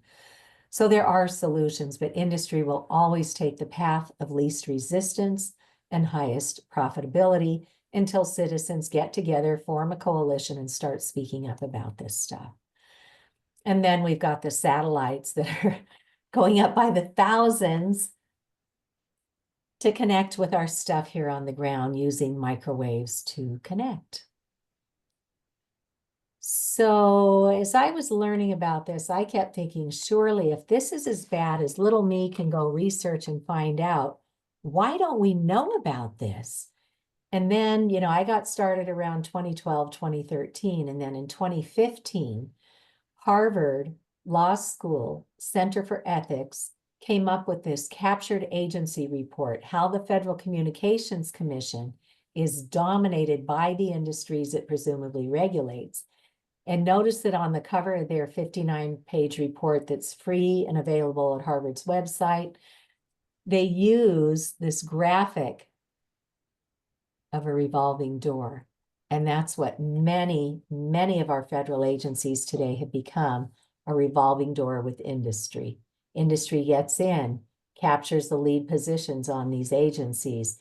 People leave the agencies and they go out and make a gazillion dollars working for industry. So that was my missing puzzle piece. I'm like, oh, nobody's got our back. We better get busy on this. So when we open up this conversation, everybody has been so conditioned by industry today that when you say, hey, I think we need to start assessing wireless radiation, everyone's been conditioned to go, oh, tinfoil hat conspiracy theorist, I don't have to listen to this. But a lot of people are working on it. So, for example, here in Massachusetts, anytime somebody's working on this in their community, if they do a cable show on it, or if they do a letter to the editor, or if the local reporters cover like a town, for example, I just today posted something from Greenfield, Massachusetts, where industry is trying to put a cell tower right on top of a neighborhood, which will be very, very hazardous.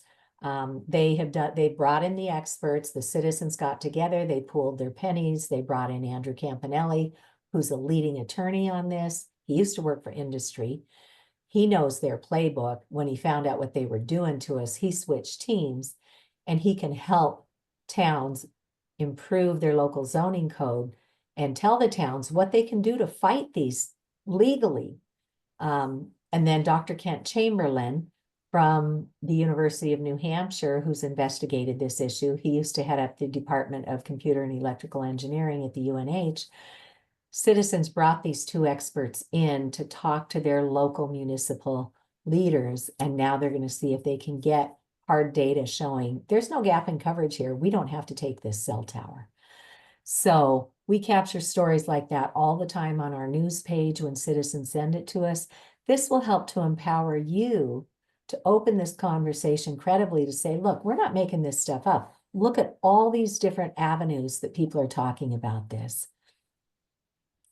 So remember our $30 million US National Toxicology Program study that concluded clear evidence of cancerous tumors and DNA damage? That was commissioned by the United States Food and Drug Administration 20 years ago. That should have triggered public policy to protect us. Instead, when those studies were completed, the gentleman in charge of the FDA then, not the guys who started it 20 years ago, they're long since retired or passed away, but the guy who was in charge more recently was this Dr. Jeffrey Shuren. Dr. Jeffrey Shuren goes over to his colleagues at the FCC and says, man, we don't really believe that study. Let's just keep doing what we're doing. And one might ask, what would possess Dr. Shuren to say that? Well, then you go looking in his background, and you discover that Dr. Shuren was married to a woman who's a partner in a law firm that represents the wireless industry, the telecom industry, and many of the other big environmental polluters. So there are conflicts of interest at every level of government. Sadly, it goes all the way up to the World Health Organization. They have reopened their investigation. But who knew there's two groups affiliated with the World Health Organization that deal with electromagnetic fields and radio frequency. One of them are the actual highly credentialed scientists and doctors whose life's work is investigating this. The other is a self-appointed group from industry that has heavy bearing on what the world does with radio frequency radiation exposures. So when the US National Toxicology Program and the Ramazzini Institute in Italy concluded clear evidence of cancerous tumors and DNA damage, the World Health Organization reopened their investigation because back in 2011, they determined this was a group 2B possible human carcinogen. Now that's in the middle of a 5-scale category. Group 2B, possible human carcinogen from 2011. What was missing were these rodent studies, which we now have. And the scientists are saying this should be classified at least as a group 2A, which means you have to alert the public, or it should be reclassified as a group 1 known human carcinogen. But again, the corruption goes all the way to the World Health Organization, and it looks like the industry group has gotten a hold of this latest investigation. But a lot of the scientists are countering what this corrupt group is putting out. And then they infiltrate our society, right? Remember we said that the American Academy of Environment, or the American Academy of Pediatrics, has information to protect our children, to do a family plan, but they don't come right out and call out the microwave radiation. And when you go to their website, lo and behold, who's sponsoring their information that goes public facing? AT&T, the industry. So they've got their hooks in everywhere. Look at Girl Scouts.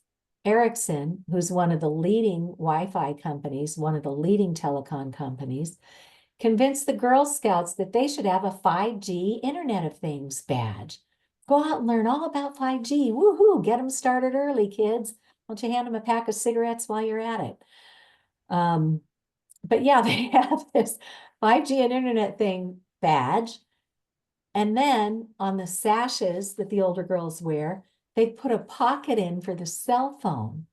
So your daughter can have a cell phone sitting right on top of her heart or her reproductive organs with no training on how to use these devices safely. So again, folks, there's no cavalry coming. We have the information. We know how to present it in a calm way so that people can listen. When I first got started, man, I just wanted to stand up on my chair and scream, you guys, we're frying our kids. We got to stop this. But if you come at it from that fear-based angle, that ignites the amygdala in the brain, which triggers the old brain to go fight, flight, or freeze. And we can't learn anything when our brain is in survival mode like that. So we need to be calm, we need to be fact-based, and we need to be persistent. So Martin Luther King Jr. gives us hope. He taught us that when any important changes happen in our society, it comes through 3 areas. And I'm going to go through some important stuff that's going on in all 3 areas. I'll whip through it. I'll give you my slides, and then you can go in and dig around a little bit more deeply. But change comes through the public learning about it, realizing they have to be part of the solution and get engaged. It goes through the courts, and the guilty are ultimately held responsible. And then public policy finally catches up, in this case, to the science. So I want to share some really, really encouraging inroads in all 3 of these areas. So for ourselves, for the public getting engaged, that's what we're hoping to inspire by offering this free presentation. I do these every month with our wonderful co-hosts from around the country to share their experiences and inspire us further. But for your own stuff, 3 steps. 1, go check out your router. You're going to find there's Ethernet ports plug in a big long cable, run it to wherever you have in your house. You might even discover you still got Ethernet jacks all over your house, because that's how we all used to connect safely. Just plug things back in if the wiring's already there, or run wires from your router to where you use your technology in the house. Most homes have multiple devices now, so you need to get like an extension box or what's called an Ethernet switch. You plug that into the electricity, you plug the wire from your router into one port, and then you get little cables for each of your devices and plug those in.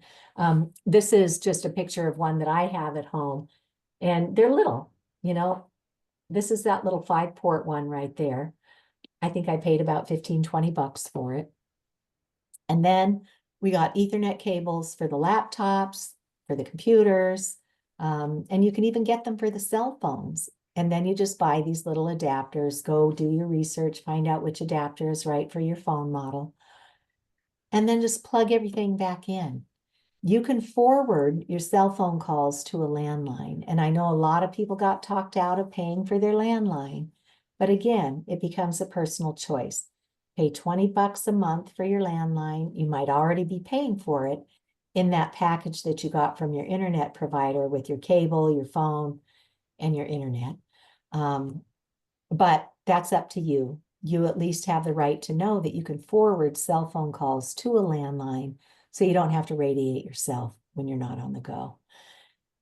And that's how we hardwire. The second step is you need to go into every radiating device, go into your settings, and turn off all of the antennas. So I figured out most of it on my own, but then I didn't know what to do about my radiating modem router. And so I just called up, Verizon or Comcast, whoever I had at the time, and said, look, I'm choosing hardwired connections in my home because they're safer for my family, they're faster, they're more reliable, they're more energy efficient, they better protect my privacy because I'm not buckshotting my data out in the air. How do I get that thing in my basement to stop radiating? And they said, oh, that's easy. Sit down at your computer. And I went, really? And they said, yeah. And then they just walked me into my internet account, and we went into wireless settings, and there it was, a 2.4 gigahertz antenna. I just hit off. The 5 gigahertz antenna, off. The 2.4 gigahertz hotspot, off. The 5 gigahertz hotspot, off. So for me, it looked like I got everything off. So I turned it all off, and then I went downstairs and I measured radio silence until we saw a better deal with the other provider. And my husband at the time said to the company, Comcast, we like the deal you're offering, but my wife's going to want to make sure that there's no radio frequency antennas left on when you come in and switch everything out. And the guy's like, oh, no problem, we can do that. So they come and they switch out the boxes around my house, where the televisions are, where the router is, that the signal comes in off the street through these big cables. And so I said, okay, guys, humor me. And I turned on my meter and it flew off the charts. And I said, you turned off the 2.4 and the 5 gigahertz antennas, right? And they go, yeah. I said, and you turned off those hot spots, right? And they go, yeah. I said, so why is it still sending my meter off the charts? And they're like, I don't know. So they called their tech support. They didn't know. They called their supervisor. They didn't know. So then the guy left and he said, I'm going to come back tomorrow with my supervisor. Well, they left. And I remembered when I was out at that EMF medical conference in 2019 in California, at lunch, I was sitting at the opposite end of a table from a couple of the engineers, and I heard them talking about this additional antenna, but I was engaged in another conversation, so I didn't really get to the bottom of it. So I called up my colleague out in Silicon Valley, and I said, hey, what was that other antenna? And they go, oh, it's for a wireless home security system. And they said, in order to get that disabled, you need to get to a tier 2 tech support person, because the frontline tech support doesn't know about it. You have to escalate and get to a tier 2 tech support person, which is going to be like an engineer who can get into the system from their end of things and turn off that antenna. And I'm like, wow. I don't want to play that game because what if they do updates in the middle of the night and turn everything back on? How am I going to know that I'm radiating my family again? So we went out that night and bought ourselves our own router. And the next day, when the tech support guy, the installer, and his supervisor showed up, I explained to them what that fifth antenna was. And I said, so as a show of good faith, would you just swap out my new router for your router and we'll call it a day? And they were very gracious and they did that for me. So you have to measure, because if you don't measure, you don't know if you've got it all. And with 5G and the Internet of Things, they're putting these antennas in everything that comes into our house. So it's really important. If you can buy one out of pocket, that's amazing. We know people who go together with family or with friends or with neighbors. They all pitch in and share it among themselves. And as we saw in our earlier slides, a lot of the libraries are now putting them into circulation, and there's resources on that slide to help you. So this is what you and I can take care of. But create that sleep sanctuary. It's really important. And in our schools, drop those wires down from the access points, hook up with adapters, turn off the antennas, and protect our kids. Our friends Patty and Doug Wood at Tech Safe Schools, they have a beautiful website that pulls out the science, pulls out the legal risk, and then tells our tech support teams, our IT directors, how to mitigate. For example, in addition to dropping wires and just simply hardwiring, we now know that oftentimes when they get their equipment out of the box, it's full tilt, high power, and we can take that down, the beacon signal, the power level. We can decrease that by more than 90% and still maintain connectivity, but reduce that exposure significantly until we make our way over to actually hardwiring. So there are solutions for everything, and here in ways that our techies will understand. So that's what you and I can influence. In the courts, we have lawsuits happening left and right these days, and I'll call out a few critically important ones. When we finished that $30 million study that concluded clear evidence of cancerous tumors and DNA damage, that should have triggered public policy with the Food and Drug Administration. Instead, when they decided, we don't have to pay attention to that study, when Dr. Shorin and the FCC filed that into something called the Federal Register and made their determination official, then the lawsuits began. The Environmental Health Trust, Children's Health Defense, and a number of other parties started suing the FCC. All those court cases got rolled into one, the Environmental Health Trust versus the Federal Communications Commission. Everybody started pouring information into a public record as far back as 2013, and the FCC completely ignored all the science, medical information, personal testimonies of injury. When they ruled, they didn't have to change anything.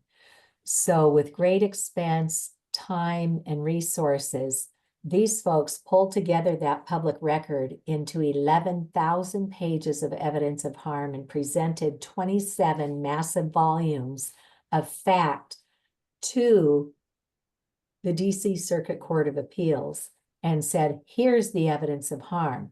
The judges looked at that and then went back to the FCC and said, well, how did you determine you're going to stick with these guidelines on radiation limits from 1996? And the FCC just did one of these. Oh, the FDA said it was okay. Well, where's the FDA's homework? Well, there isn't any. Not one of our federal agencies has done the top to bottom review of the science on this and made a public health determination.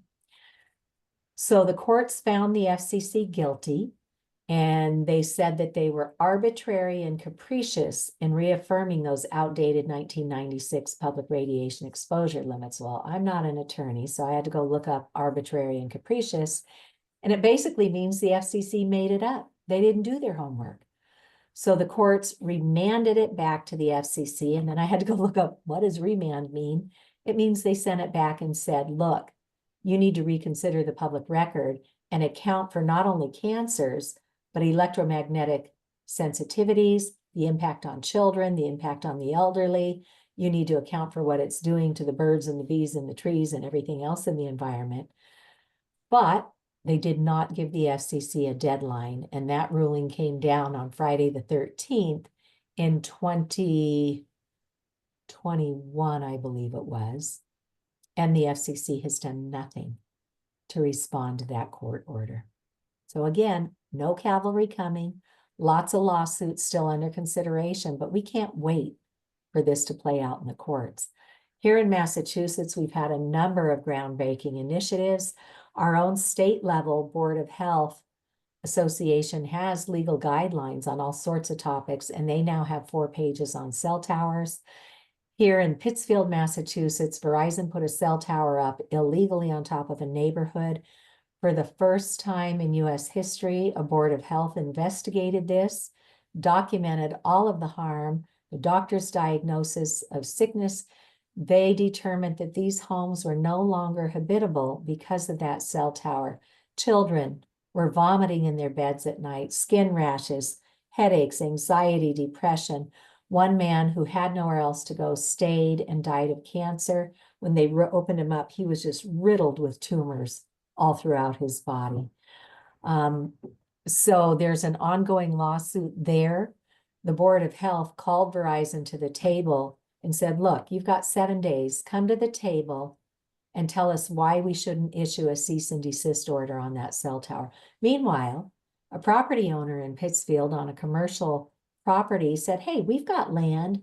You can put your cell tower up here. We'll take the revenue stream. It's nowhere near a residential area.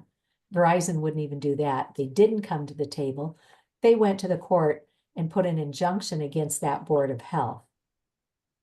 So this is still playing out in the courts in Pittsfield.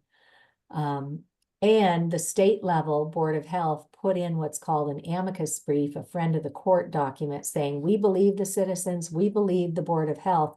The Board of Health should have jurisdiction on this and should be able to stop it, because the Telecom Act of 1996 only applies to the siting of that equipment. Once something comes into the community and it is a nuisance or causing harm to the citizens or the environment, it is the jurisdiction of the Board of Health to make that right. So we'll see what happens out there. Here at a very prestigious private school in Massachusetts, a child got very ill from the wireless, and there was a groundbreaking lawsuit there. They didn't win the lawsuit, but for the first time in the United States, the courts recognize that you don't have to have heat to have harm from these things. A lot of harm is happening at the non-thermal level. So these lawsuits build off of minor victories that will hopefully lead to major victories. So these are happening all over the world. So the third area is the policy solutions. When Robert F. Kennedy Jr. was nominated and then secured the position as the Secretary of Health and Human Services, President Trump signed an executive order to make America healthy again, and Kennedy is in charge of that. And they call out, in addition to all of the environmental pollutants with the pesticides and all of that, they want to make sure that any vaccines are properly safety tested. And they also call out the microwave, radio frequency, electromagnetic fields, that we need to get to the bottom of that too. So that gives us some hope in this current climate. And I mentioned early on that we helped New Hampshire pass the first law in the country to really investigate this. Their website out at the state of New Hampshire has all of the documentation that they investigated, and then their groundbreaking report that calls out the conflicts of interest with our federal agencies and the wireless industry says we need to get our federal delegates back on board with this. We need to start protecting our children. We need to start educating the public. We need to get the wireless out of the schools. We need to label everything in our communities at eye level with a big warning that it's radiating us, and so on. Get building inspectors trained in this, just 15 really good recommendations in this. And they had to answer when this law was passed, why do Lloyd's of London, Swiss Re, and others long since recognized this is a world-leading toxin? And they have put exclusions in their policies. So that leaves our towns holding the bag on liability in our schools. Why does that even exist? Why does the legal fine print that we looked at earlier today even exist? Why is the FCC ignoring all the science? Why are they not even talking about biological effects? They're only talking about heat. Why do we allow 100 times more radiation than other countries? Well, we make this stuff here. And why is nobody looking at the cumulative effect of putting a child in a classroom with 20 or 30 devices radiating? This stuff goes out like a pebble in a pond all over the classroom from every single device. So we got this passed into law in 7 months' time in New Hampshire. They spent a year, even during the pandemic, investigating. And now you can look at our country's top document on this, a state-level commission report telling us this is not safe and we need to transition away from wireless for primary connectivity and hardwire our technology and use it sparingly on the go. Massachusetts currently has 6 bills to form a commission, to get our schools to look at this, to strengthen our civil rights so we can ask for a reasonable accommodation, to get our state level database that recognizes illnesses to now recognize electromagnetic sensitivities. So smart meters, we have 2 bills also to give us the right to opt out of these toxic smart meters that are being imposed on our homes. So again, solutions abound. We have that EMF medical conference at no charge. People can just slot in these hour presentations into their calendars. Our friends, Dr. Cindy Russell, Dr. Joel Moskowitz at Physicians for Safe Technology. That's a really nice resource to share with your healthcare teams. And then for engineers, physicists, technologists, amazing resources. Here's a paper done with Frank Clegg after we were down at the National Institutes of Health. He pulled together world-leading doctors, scientists, and building biologists, and they published a paper, What Makes Smart and Healthy Buildings, where this radiation is concerned. So know your audience, channel the resources to them. Tons of resources for our schools. The New York Times did a 3-part expose on what Silicon Valley execs do with their children. Well, they send them to schools with no technology, not wireless, not hardwired. They know this is not how you properly develop a child in their brain. They even went so far as to have their nannies sign contracts that there will be no wireless devices around their children. With great thanks to Dr. Holly Grow in Louisiana, she got other doctors on board. They got a unanimous bill passed to get that pendulum from swinging way out here with all tech all the time to what actually makes sense to grow a proper, healthy child. So that was great. Maryland, at their state level Office for Children in their Department of Public Health, they were the first health agency to recommend hardwiring our schools, and they provided a nice fact sheet that we can all adopt. Other countries are already taking tech out of the classrooms because it's such a huge distraction to the learning process. We are not getting the outcomes that ed tech or educational technology promised us. It's time for tech to go. So we see that people are starting with cell phone bans and personal device bans all around the world.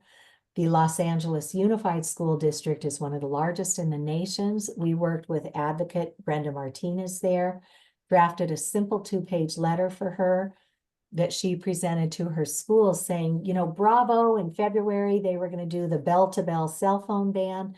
But let's make sure when they take the phones away, they don't just stick them in a shoe rack at the back of the classroom radiating.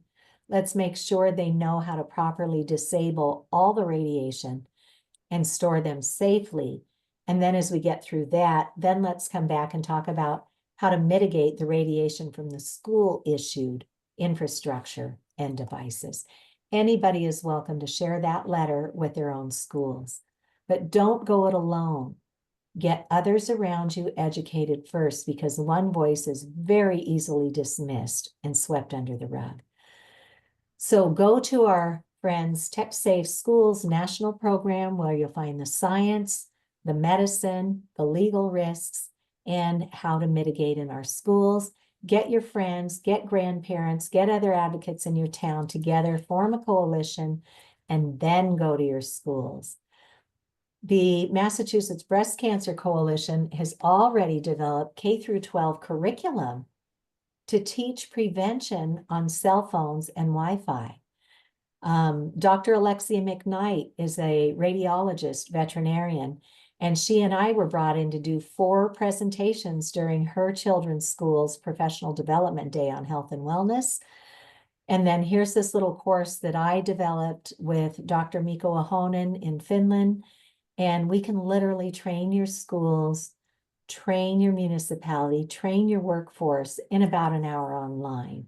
We have a small overhead charge of about $15 per license. That just helps to keep our doors open. And we will certainly do bulk pricing, sliding scale, whatever will help with your budget to get this information out to your schools and your work. So great solution. So what to do next?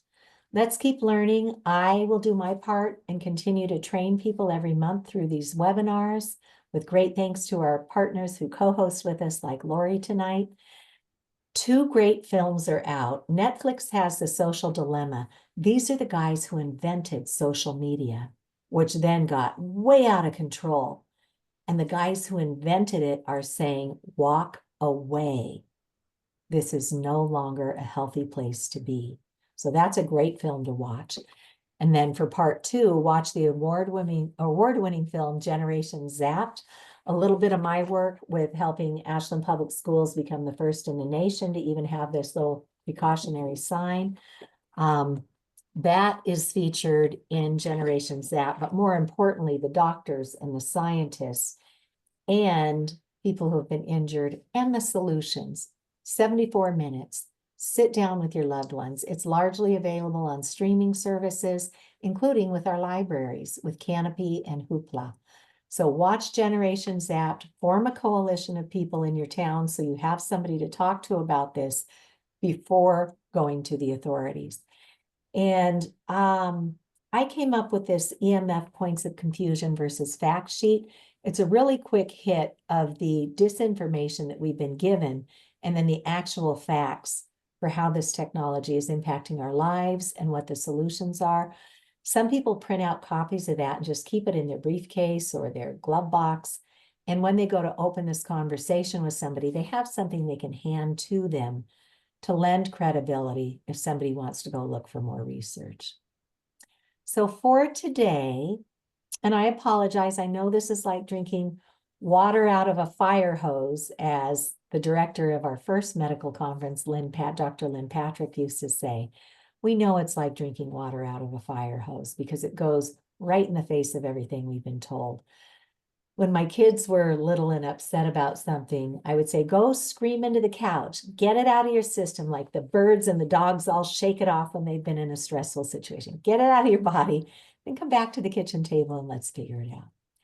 So for today, go scream into a pillow if you need to, but then come back. What can we do? Let's aim for what the Centers for Disease Control and Prevention already has. They have the ALARA principle, where man-made or high levels of radiation are concerned.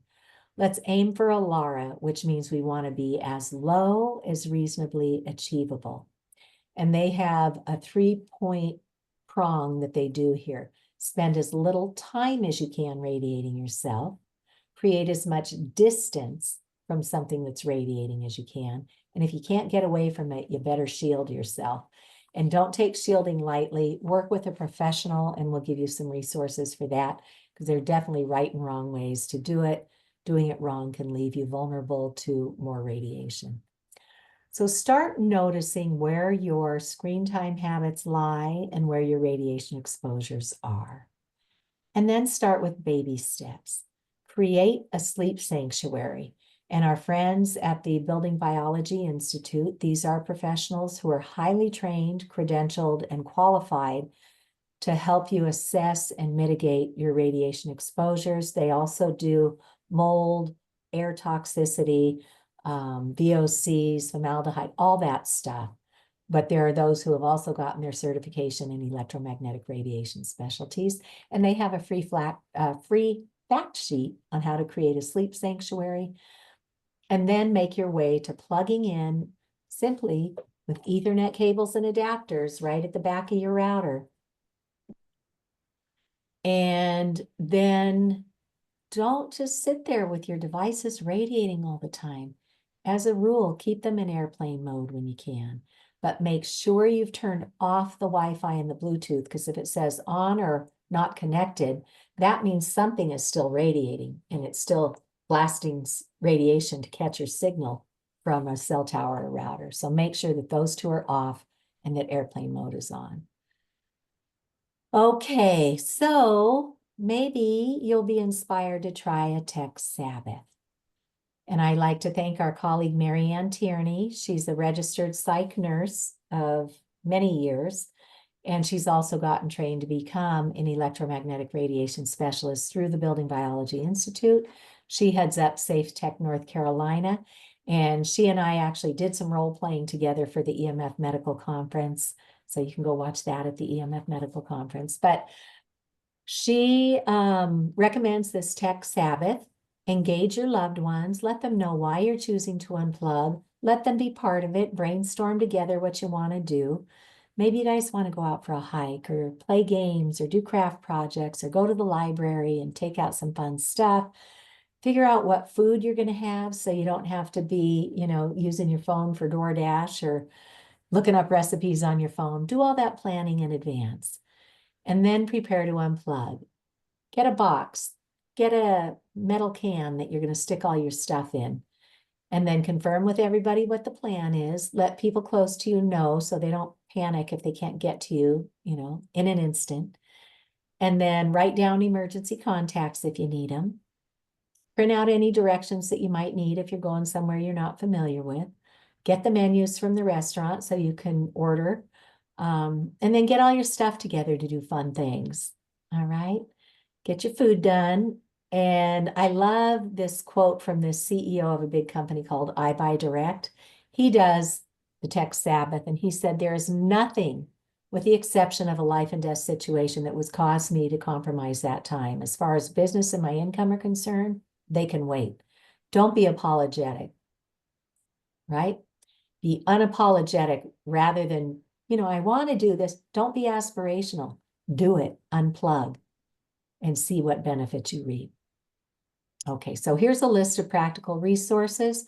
Our colleague, Dr. Carrie Crofton up in Canada, has published this book called Less Screen, More Green. It's got toolkits in there for you to use. Our friends at Environmental Health Trust have all sorts of wonderful postcards and flyers and fact sheets that you can give to others or hang up around your offices. There's two groups, Screen Strong and Phone Free Schools movement, that are really pushing parents and schools to wait and not give kids these devices. Here's the Building Biology Institute, where you can hire an expert. Less EMF is where I bought my headset from. And they have all sorts of other things. They've got a good customer support so you can ask questions. I bought my meter at Safe Living Technologies, and you can peruse, again, great customer support. So thank you, everybody, for giving us 2 hours. I can stay on a little bit longer if there are any questions, but go to Massachusetts for Safe Technology. Go through, peruse, see what's there, come to our free webinars. You can email me directly. We have this pilot program going with 10 champions throughout North America. And I know that Sydney Cox was on with us tonight from California. Shelley Wright was on with us from Canada, and Canadian Educators for Safe Technology. And Laurie Wodin, who's our co-host. We're all part of this Champions program. We want to educate locally and then go to our schools. So we put up a web page with great thanks to Shelley and Gary, who's one of our champions out of the Chicago area. Go out there. If you could like it, that will help us. So when we get to the point of speaking to the schools, it will show that others are interested in this too. So here's our screen time course. if you're interested in that. Again, it's just $15, about the cost of a movie ticket, but it will help to level set with all the facts. So thank you. And I will now stop the share and ask Laurie if there are any questions in the chat for tonight. There are not. There were a couple of mentions in the chat, just somebody saying goodbye and thank you. Mhm. And there were no questions. Okay, great. If anybody has a last minute question or comment, you're welcome to unmute yourself or raise your hand right now. Otherwise, we want to say thank you so much for giving us your 2 hours. And we're always here for you. Please reach out, and thank you to everybody around the country who is doing their part to protect themselves, their loved ones, and their communities. All right. And this is great. I love what Kate Rees-Hurd just put in our chat. People come back time and again. You learn a little bit, you pluck up the courage, you go home, you make a change in the right direction. You come back again, you learn a little bit more. And you know, I've done dozens and dozens of screenings of this film, Generation Zapped. And for as many times as I have watched this, I'm at a different point in my journey every single time. So I pick up new things too. So repetition plays in our favor on all of this. So thanks, everybody. We wish you a tech-safe night. And if you want to reach Laurie, you can reach out to me. I'll put you in direct contact with her because she's doing such great work at the grassroots level in Upton, Massachusetts. So Laurie, thank you, my friend. I hope Thank to you see you soon. for this And keep on education. keeping on, folks. We're here to help. Take care. Bye-bye. Bye.